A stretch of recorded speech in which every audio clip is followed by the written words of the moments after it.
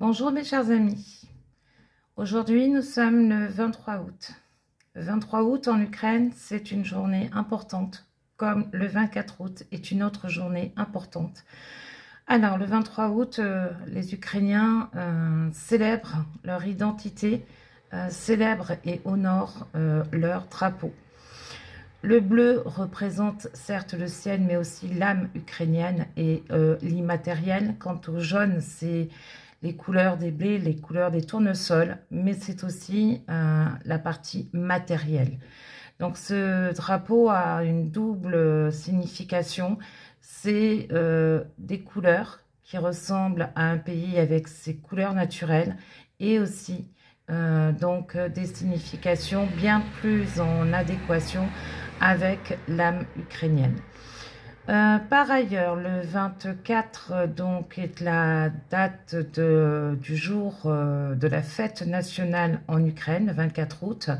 Donc là aussi, un temps extrêmement important pour les Ukrainiens, un temps où ils se regroupent encore et encore pour fêter leur indépendance, pour fêter la liberté, pour fêter la fraternité, pour fêter leur indépendance malheureusement mise à mal, ainsi que la liberté par Poutine et ses sbires dans cette guerre qu'ils mènent depuis 2014. Et moi j'insiste bien, depuis 2014. Nous sommes à un temps quand même fatidique ou pas pour l'Ukraine, parce que moi ce que je constate, c'est que Poutine est encore en train de balader son monde en disant que pour l'instant il n'y aura pas de rencontre avec Zelensky. Donc ça vient par la bouche de Lavrov. Par ailleurs, Trump dit encore laisser une semaine, 15 jours à Poutine, mais Poutine trouvera encore le moyen de repousser cette échéance en donnant encore une miette à Trump, même si Trump semble en colère et mécontent, parce qu'en plus de ça, les Russes ont touché une usine américaine à l'extrême ouest et à l'extrême même sud-ouest de l'Ukraine. Voilà. Il faut savoir que cette semaine a été terrible puisque nous avons eu encore des attaques massives et notamment sur l'ouest de l'Ukraine. Une façon aussi de répondre aux Européens et à la coalition qui est prête à s'engager, voire même militairement, en Ukraine lors d'un cessez-le-feu ou de la signature de la paix. C'est un message de Poutine pour leur dire vous ne serez pas à l'abri, que vous soyez en première ou en deuxième ligne. Si nous avons envie de vous bombarder, nous le ferons également. Ça aussi, c'est un refus massif de Poutine. Et puis Trump pense que voilà, ça va bouger, que tout va aller mieux depuis le week-end dernier, que les choses avancent, mais rien n'avance. Rien n'avance. Arrêtons de croire que les choses avancent. C'est pas vrai. Ça n'avance pas puisque Poutine continue à bombarder l'Ukraine et par ses sbires fait comprendre que de toute manière, il est hors de question à aujourd'hui pour lui de négocier avec Zelensky. Donc arrêtons de nous leurrer. C'est une pirouette de plus de la part d'un ancien du KGB. Et je n'arrête pas de dire que Poutine est un ancien du KGB, ce n'est pas pour rien. Il en a tous les fonctionnements et toutes les tactiques, notamment dans la diplomatie et pour mener le monde à son temps, mener le monde là où lui aurait envie, et par conséquent, quand ça ne marche pas comme il veut, il trouve toujours le moyen de donner une miette à Trump pour que les sanctions n'arrivent pas.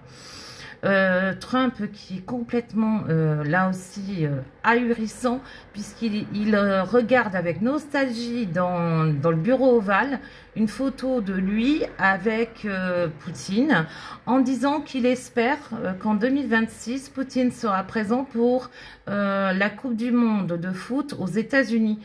Mais jamais, jamais. Et quand bien même il arrivera aux États-Unis, il faudra que les États-Unis arrêtent Poutine pour le transférer au tribunal international. N'oublions pas qu'il est recherché et on demande à ce qu'il soit arrêté dans les pays qui ont signé la charte. C'est non, là, je comprends pas. Quoi, je comprends pas. Il a tellement de Poutine est tellement une personne qu'admire Trump, mais il l'admire dans le sens de sa personnalité, de sa personne, des relations qu'il peut avoir, et puis du fait qu'idéologiquement, ils sont très proches. Donc, nous ne l'aurons pas. La paix, malheureusement, n'est pas pour demain. Après-demain encore, je me pose des questions.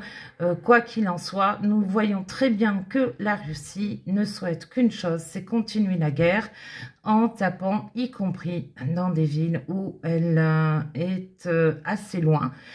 Cependant, nos médias en France aussi commencent un peu à m'agacer, car ils sont toujours en train de dire que la Russie grignote du terrain. En revanche, quand l'Ukraine ne répond sur une contre-offensive et récupère des territoires, ce n'est jamais annoncé dans nos médias en France. C'est le cas du côté de Pokrovsk et dans également le Donbass, où il y a 5 communes qui ont été récupérées. Donc là aussi, prenons garde parce que l'Ukraine, avec les moyens qu'elle a, est forte. Les Ukrainiens continuent à se battre.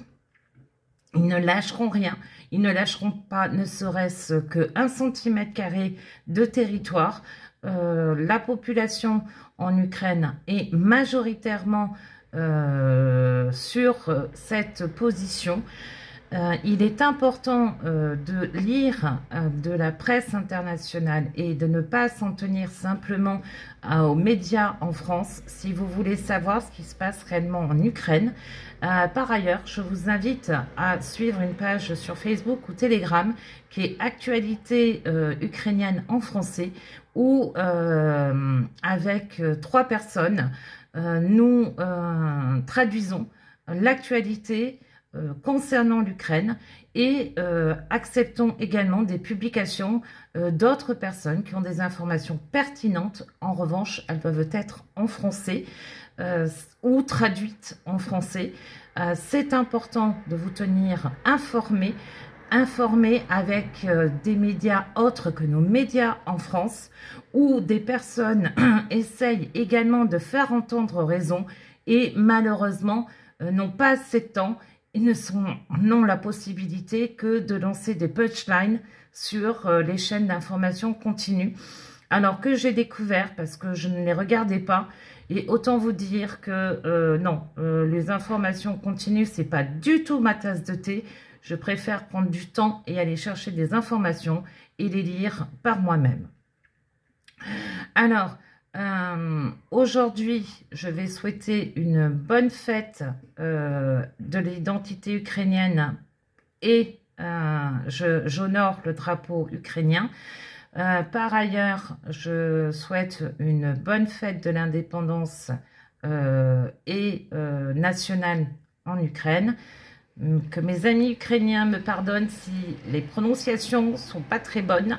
Je vais essayer. Alors, c'est Zdein Paporor et c'est Zdein Nazelojny.